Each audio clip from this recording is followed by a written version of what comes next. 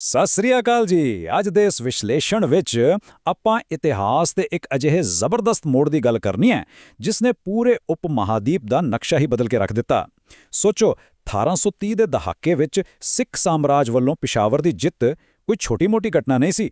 ਇਹ ਇੱਕ ਅਜਿਹਾ ਵੱਡਾ ਰਾਜਨੀਤਿਕ ਬਦਲਾਅ ਸੀ ਜਿਸ ਨੇ ਪਿਛਲੇ 800 ਸਾਲਾਂ ਤੋਂ ਚੱਲੇ ਆ ਰਹੇ ਇਤਿਹਾਸ ਦੇ ਵਹਾਅ ਨੂੰ ਬਿਲਕੁਲ ਪੁੱਠਾ ਗੇੜ ਦੇ ਦਿੱਤਾ। ਮਤਲਬ ਸਦੀਆਂ ਪੁਰਾਣੇ ਹਮਲਿਆਂ ਦੇ ਰਾਹ ਨੂੰ ਪੱਕੇ ਤੌਰ ਤੇ ਬੰਦ ਕਰਨਾ। ਕਮਾਲ ਦੀ ਗੱਲ ਹੈ ਨਾ। ਆਓ ਇਸ ਇਤਿਹਾਸਿਕ ਘਟਨਾਕ੍ਰਮ ਨੂੰ ਸਮਝੀਏ। ਚਲੋ ਇਸ ਨੂੰ ਥੋੜਾ ਡੂੰਘਾਈ ਨਾਲ ਸਮਝਦੇ ਹਾਂ। ਖੈਬਰ ਦਰੇ ਬਾਰੇ ਇਹ ਜੋ ਗੱਲ ਕਹੀ ਜਾਂਦੀ ਹੈ ਨਾ, ਇਹ ਬਹੁਤ ਅਹਿਮ ਹੈ। ਲਗਾਤਾਰ 8 ਸਦੀਆਂ ਤੱਕ, ਹਾਂਜੀ ਪੂਰੇ 800 ਸਾਲ, ਇਹ ਦਰਾ ਸਿਰਫ ਹਮਲਾਵਰਾਂ ਲਈ ਭਾਰਤ ਆਉਣ ਦਾ ਇੱਕ ਵਨ ਵੇ ਸਟਰੀਟ ਯਾਨੀ ਇੱਕ ਤਰਫਾ ਰਸਤਾ ਬਣਿਆ ਰਿਹਾ। ਉੱਤਰ ਪੱਛਮ ਵੱਲੋਂ ਆਉਣਾ, ਤਬਾਹੀ ਮਚਾਉਣੀ ਤੇ ਬਸ।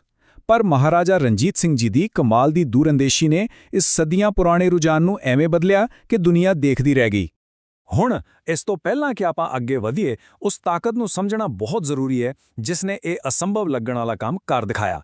ਸਰਕਾਰ-ਏ-ਖਾਲਸਾ ਯਾਨੀ ਕਿ ਸ਼ਕਤੀਸ਼ਾਲੀ ਸਿੱਖ ਸਾਮਰਾਜ। ਇਹ ਉਹ ਤਾਕਤ ਸੀ ਜਿਸ ਨੇ ਸਿਰਫ ਪੰਜਾਬ ਨੂੰ ਹੀ ਇਕੱਠਾ ਨਹੀਂ ਕੀਤਾ, ਸਗੋਂ ਭਾਰਤੀ ਉਪ ਮਹਾਦੀਪ ਤੇ ਲਗਾਤਾਰ ਬਣੇ ਹੋਏ ਅਫਗਾਨ ਦਬਦਬੇ ਨੂੰ ਪੂਰੀ ਤਰ੍ਹਾਂ ਖਤਮ ਕਰ ਦਿੱਤਾ। ਆਪਣੀ ਅੱਜ ਦੀ ਸਾਰੀ ਚਰਚਾ ਦਾ ਮੁੱਖ ਧੁਰਾ ਇਹੀ ਸਾਮਰਾਜ ਹੈ। ਭਾਗ ਪਹਿਲਾ, 800 ਸਾਲ ਪੁਰਾਣਾ ਪ੍ਰਵੇਸ਼ ਦੁਆਰ। ਆਓ ਦੇਖਦੇ ਹਾਂ ਕਿ 1830 ਦੇ ਦਹਾਕੇ ਤੋਂ ਪਹਿਲਾਂ ਅਸਲ ਵਿੱਚ ਜ਼ਮੀਨੀ ਹਾਲਾਤ ਕਿਹੋ ਜਿਹੇ ਸਨ।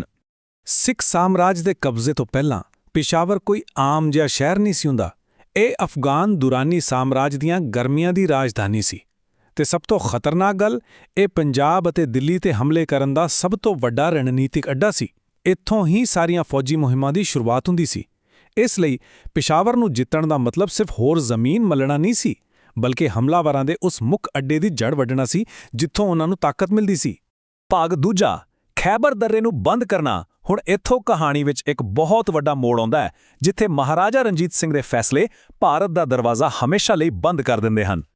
ਹੁਣ ਜਿਹੜੀ ਸਭ ਤੋਂ ਹੈਰਾਨ ਕਰਨ ਵਾਲੀ ਗੱਲ ਹੈ ਉਹ 1830 ਦੇ ਦਹਾਕੇ ਤੋਂ ਪਹਿਲਾਂ ਅਤੇ ਬਾਅਦ ਵਾਲੀ ਸਥਿਤੀ ਦਾ ਇਹ ਫਰਕ ਹੈ।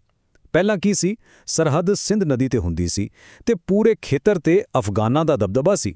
ਪਰ ਪਿਸ਼ਾਵਰ ਜਿੱਤ ਕੇ ਮਹਾਰਾਜਾ ਰਣਜੀਤ ਸਿੰਘ ਨੇ ਤਾਂ ਸਮਝੋ ਭਾਰਤ ਦਾ ਦਰਵਾਜ਼ਾ ਅੰਦਰੋਂ ਕੁੰਡੀ ਲਾ ਕੇ ਪੱਕਾ ਹੀ ਬੰਦ ਕਰ ਦਿੱਤਾ। ਸਰਹੱਦ ਸਿੰਧ ਨਦੀ ਤੋਂ ਚੁੱਕ ਕੇ ਸਿੱਧੀ ਹਿੰਦੂ ਕੁਸ਼ ਦੀਆਂ ਪਹਾੜੀਆਂ ਦੇ ਪੈਰਾਂ ਤੱਕ ਲੈ ਗਏ। ਜ਼ਰਾ ਸੋਚੋ ਇਸ ਦੇ ਮਨੋਵਿਗਿਆਨਿਕ ਪ੍ਰਭਾਵ ਬਾਰੇ। 800 ਸਾਲਾਂ ਵਿੱਚ ਪਹਿਲੀ ਵਾਰ ਭਾਰਤ ਵਾਲੇ ਪਾਸਿਓਂ ਕਿਸੇ ਗੈਰ ਇਸਲਾਮਿਕ ਤਾਕਤ ਨੇ ਸਿੰਧ ਤੋਂ ਪਾਰ ਜਾ ਕੇ ਝੰਡੇ ਗੱਡੇ ਸਨ। ਇਹ ਕੋਈ ਛੋਟੀ ਗੱਲ ਨਹੀਂ, ਬਹੁਤ ਵੱਡੀ ਇਤਿਹਾਸਿਕ ਤਬਦੀਲੀ ਸੀ। ਭਾਗ ਤੀਜਾ, ਖਾਲਸੇ ਦਾ ਸ਼ੇਰ। ਮਹਾਰਾਜਾ ਰਣਜੀਤ ਸਿੰਘ ਦੀ ਇਸ ਦੂਰਅੰਦੇਸ਼ੀ ਸੋਚ ਨੂੰ ਜ਼ਮੀਨ ਤੇ ਉਤਾਰਨ ਵਾਲਾ ਮਹਾਨ ਯੋਧਾ ਕੌਣ ਸੀ? ਆਓ ਜਾਣੀਏ। ਇੱਥੇ ਜਿਹੜੀ ਸਭ ਤੋਂ ਖਾਸ ਗੱਲ ਧਿਆਨ ਦੇਣ ਵਾਲੀ ਹੈ ਉਹ ਇਹ ਹੈ ਕਿ ਸਰਦਾਰ ਹਰੀ ਸਿੰਘ ਨਲੂਆ ਸਿਰਫ ਤਲਵਾਰ ਦੇ ਧਨੀ ਜਾਂ ਫੌਜੀ ਜਰਨੈਲ ਹੀ ਨਹੀਂ ਸਨ, ਸਗੋਂ ਬਹੁਤ ਹੀ ਕਮਾਲ ਦੇ ਪ੍ਰਸ਼ਾਸਕ ਵੀ ਸਨ। ਜਦੋਂ ਉਹਨਾਂ ਨੂੰ ਪਿਸ਼ਾਵਰ ਦਾ ਗਵਰਨਰ ਲਾਇਆ ਗਿਆ ਤਾਂ ਉੱਥੋਂ ਦੇ ਲੜਾਕੂ ਕਬੀਲਿਆਂ ਵਿੱਚ ਉਹਨਾਂ ਦਾ ਇੰਨਾ ਖੌਫ ਸੀ ਕਿ ਕਹਿੰਦੇ ਨੇ ਅਫਗਾਨ ਮਾਵਾਂ ਆਪਣੇ ਬੱਚਿਆਂ ਨੂੰ ਨਲੂਆ ਆ ਜਾਵੇਗਾ ਕਹਿ ਕੇ ਚੁੱਪ ਕਰਵਾਉਂਦੀਆਂ ਸਨ। ਪਰ ਪ੍ਰਸ਼ਾਸਨ ਇਕੱਲੇ ਡਰ ਨਾਲ ਤਾਂ ਨਹੀਂ ਚੱਲਦਾ ਹੈ ਨਾ।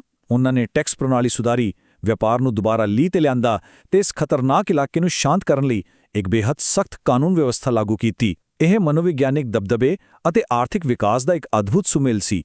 ਭਾਗ ਚੌਥਾ, ਨਵੀਂ ਸਰਹੱਦ ਦੀ ਕਿਲ੍ਹੇਬੰਦੀ। ਇਲਾਕਾ ਜਿੱਤ ਲਿਆ, ਪ੍ਰਸ਼ਾਸਨ ਵੀ ਬਿਠਾ ਦਿੱਤਾ, ਪਰ ਹੁਣ ਸਭ ਤੋਂ ਵੱਡਾ ਕੰਮ ਸੀ ਇਸ ਨੂੰ ਪੱਕੇ ਤੌਰ ਤੇ ਸੁਰੱਖਿਅਤ ਕਰਨਾ। ਹੁਣ ਇੱਥੇ ਆਪਾਂ ਸਾਰਿਆਂ ਦੇ ਦਿਮਾਗ ਵਿੱਚ ਇੱਕ ਵੱਡਾ ਸਵਾਲ ਆਉਂਦਾ ਹੈ। ਆਖਿਰ ਕੋਈ ਸਾਮਰਾਜ ਇੰਨੀ ਸਥਿਰ ਅਤੇ ਖਤਰਨਾਕ ਸਰਹੱਦ ਨੂੰ ਪੱਕੇ ਤੌਰ ਤੇ ਕਿਵੇਂ ਸੁਰੱਖਿਅਤ ਕਰ ਸਕਦਾ ਹੈ? ਕਿਉਂਕਿ ਪਿਸ਼ਾਵਰ ਨੂੰ ਬਚਾਉਣ ਲਈ ਇਕੱਲੀ ਫੌਜ ਖੜੀ ਕਰਨੀ ਕਾਫੀ ਨਹੀਂ ਸੀ।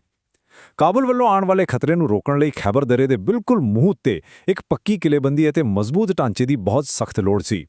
ਆਓ ਦੇਖਦੇ ਹਾਂ ਕਿ ਸਭ ਕਿਵੇਂ ਹੋਇਆ। 1836 ਵਿੱਚ ਇਤਿਹਾਸ ਦਾ ਇੱਕ ਬਹੁਤ ਹੀ ਦਲੇਰਾਨਾ ਕਦਮ ਚੁੱਕਿਆ ਗਿਆ। ਹਰੀ ਸਿੰਘ ਨਲੂਆ ਨੇ ਖੈਬਰ ਦਰੇ ਦੇ ਬਿਲਕੁਲ ਸਾਹਮਣੇ ਜਮਰੋਦ ਦਾ ਕਿਲ੍ਹਾ ਉਸਾਰ ਦਿੱਤਾ। ਇਹ ਅਫਗਾਨਾਂ ਦੀਆਂ ਅੱਖਾਂ ਵਿੱਚ ਅੱਖਾਂ ਪਾ ਕੇ ਦਿੱਤੀ ਗਈ ਸਿੱਧੀ ਚੁਣੌਤੀ ਸੀ। ਕਿਲੇ ਦੀਆਂ ਕੰਧਾਂ ਇੰਨੀਆਂ ਮੋਟੀਆਂ ਬਣਾਈਆਂ ਗਈਆਂ ਕਿ ਭਾਰੀ ਤੋਪਾਂ ਵੀ ਕੁਝ ਨਾ ਵਿਗਾੜ ਸਕਣ। ਫਿਰ ਅਗਲੇ ਹੀ ਸਾਲ 1837 ਵਿੱਚ ਇਸੇ ਜਗ੍ਹਾ ਤੇ ਦੋਸਤ ਮੁਹੰਮਦ ਖਾਨ ਦੀਆਂ ਫੌਜਾਂ ਨਾਲ ਉਹ ਫੈਸਲਾਕੁਨ ਅਤੇ ਇਤਿਹਾਸਿਕ ਲੜਾਈ ਲੜੀ ਗਈ ਜਿਸ ਨੇ ਸਭ ਕੁਝ ਤੈਅ ਕਰਨਾ ਸੀ। 1837 ਦੀ ਇਹ ਲੜਾਈ ਇਤਿਹਾਸ ਵਿੱਚ ਅਮਰ ਹੋ ਗਈ। ਸਰਦਾਰ ਹਰੀ ਸਿੰਘ ਨਲੂਆ ਇਸ ਜੰਗ ਵਿੱਚ ਬੁਰੀ ਤਰ੍ਹਾਂ ਜ਼ਖਮੀ ਹੋ ਗਏ, ਪਰ ਉਹਨਾਂ ਦੀ ਸ਼ਖਸੀਅਤ ਦਾ ਰੋਹਬ ਦੇਖੋ। ਮੌਤ ਦੇ ਬਿਸਤਰ ਤੇ ਪਏ ਹੋਣ ਦੇ ਬਾਵਜੂਦ ਸਿਰਫ ਉਹਨਾਂ ਦੀ ਮੌਜੂਦਗੀ ਦੇ ਅਹਿਸਾਸ ਨੇ ਹੀ ਅਫਗਾਨ ਫੌਜਾਂ ਦੇ ਪੈਰ ਬੰਨ੍ਹ ਕੇ ਰੱਖ ਦਿੱਤੇ। ਉਹਨਾਂ ਨੇ ਅਫਗਾਨਾਂ ਨੂੰ ਉਦੋਂ ਤੱਕ ਅੱਗੇ ਨਹੀਂ ਵਧਣ ਦਿੱਤਾ ਜਦੋਂ ਤੱਕ ਲਾਹੌਰ ਤੋਂ ਹੋਰ ਫੌਜ ਨਹੀਂ ਪਹੁੰਚ ਗਈ। ਉਹਨਾਂ ਦੇ ਇਸ ਆਖਰੀ ਅਤੇ ਮਹਾਨ ਬਲੀਦਾਨ ਨੇ ਇਹ ਗੱਲ ਪੱਕੀ ਕਰ ਦਿੱਤੀ ਕਿ ਪਿਸ਼ਾਵਰ ਹੁਣ ਹਮੇਸ਼ਾ ਲਈ ਸਿੱਖ ਸਾਮਰਾਜ ਦਾ ਹਿੱਸਾ ਰਹੇਗਾ। ਇਹ ਇੱਕ ਇੰਨਾ ਜਜ਼ਬਾਤੀ ਅਤੇ ਪ੍ਰੇਰਣਾਦਾਇਕ ਪਲ ਸੀ ਜਿਸ ਨੇ ਸਾਮਰਾਜ ਦੀਆਂ ਜੜ੍ਹਾਂ ਨੂੰ ਹੋਰ ਵੀ ਡੂੰਘਾ ਕਰ ਦਿੱਤਾ। ਭਾਗ 5ਵਾਂ 1835 ਦੀ ਵਿਰਾਸਤ।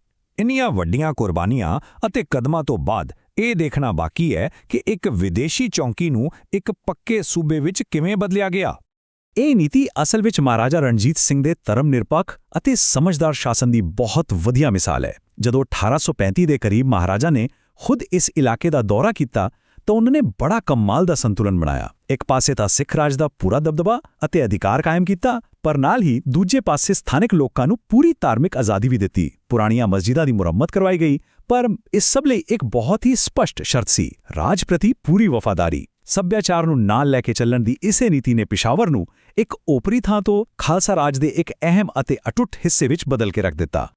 ਇਸ ਸਾਰੇ ਵਿਸ਼ਲੇਸ਼ਣ ਦੇ ਅੰਤ ਵਿੱਚ ਆਪਾਂ ਨੂੰ ਇਸ ਸਵਾਲ ਤੇ ਜ਼ਰੂਰ ਗੌਰ ਕਰਨਾ ਚਾਹੀਦਾ ਹੈ, 1830 ਦੇ ਦਹਾਕੇ ਵਿੱਚ ਸਿੱਖ ਸਾਮਰਾਜ ਵੱਲੋਂ ਜਿਹੜੀਆਂ ਸਰਹੱਦਾਂ ਉਲੀਕੀਆਂ ਗਈਆਂ ਸਨ, ਜਿਸ ਨੂੰ ਆਪਾਂ ਅਕਸਰ ਉੱਤਰ-ਪੱਛਮੀ ਸਰਹੱਦ ਕਹਿੰਦੇ ਹਾਂ, ਕੀ ਤੁਹਾਨੂੰ ਲੱਗਦਾ ਹੈ ਕਿ ਉਹਨਾਂ ਦਾ ਪ੍ਰਭਾਵ ਅੱਜ ਖਤਮ ਹੋ ਗਿਆ ਹੈ?